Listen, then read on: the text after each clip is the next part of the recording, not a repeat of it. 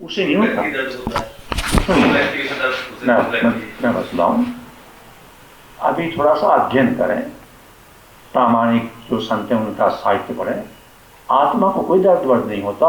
आत्मा जो अपना आइडेंटिफिकेशन जीवात्मा, आत्मा भी नहीं, इनमें समझना पड़ेगा ना, जीवात्मा आत्मा नहीं, जीवात्मा का जीवात्मा क्यों है?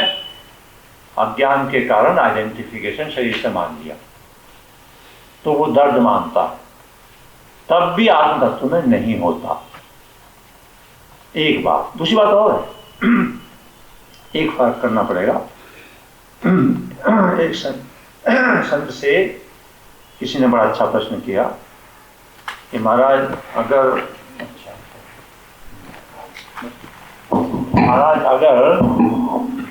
किसी आत्मज्ञान की अंगुली दिमाग में खिंच जाए तो उसे दर्द होगा कि नहीं? ये बात है। उन्होंने कहा भाई दर्द तो होगा, शरीर तो सबके एक से ही है, दुख नहीं होगा।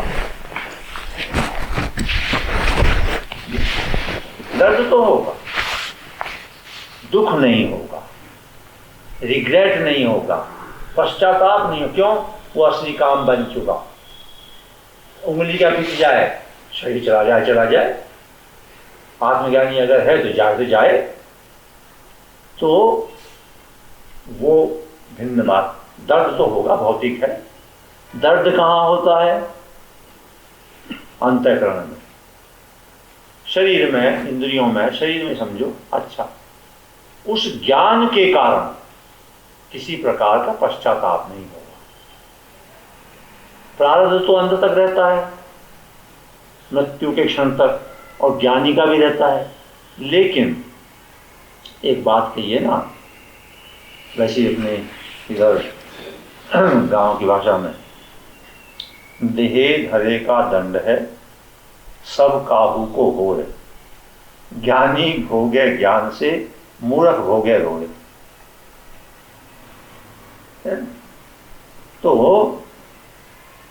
आत्मा भोग रही है सर, जीवात्मा, शरीर, अंतःकरण, जीवात्मा, आत्मा और जीवात्मा का अंतर अगर जान लिया तो काम बन गया। जान लिया कैसे? केवल बुद्धि से नहीं, अनुभव से। तो अनुभव का जानना ही कठिन पड़ेगा। अब तो आगे चले दूसरा।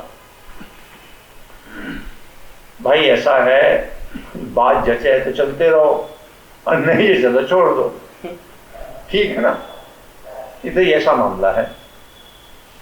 थोड़ा भी विवेक है, जचानी तो पड़ेगी। क्यों पड़ेगी?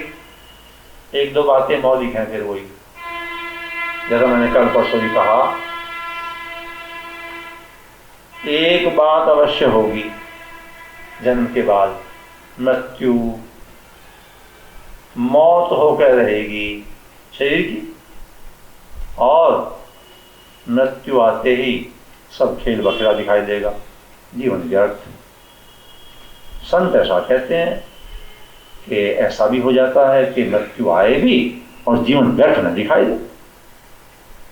महापुरुष ऐसा कहते हैं। तो रास्ता चूज करना। चलो।